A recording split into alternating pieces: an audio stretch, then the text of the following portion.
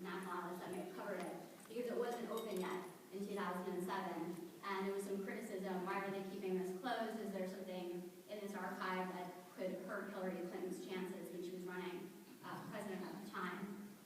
And so just going back, I saw this article and I was curious to see if it had been open since then, and it turned out it had in 2010. And so I didn't know if anything would necessarily be in there, but thought it was worth checking out because this was her closest friend, and there were thousands of pages of documents in there. So yeah, turned out that there was some interesting stuff. Was there any pushback from the Clintons or anybody? The Clintons actually have not commented on this at all, or at least Hillary Clinton's spokespeople haven't. I reached out to them obviously before the story came out, and they never got back to me on it. And they just haven't spoken about it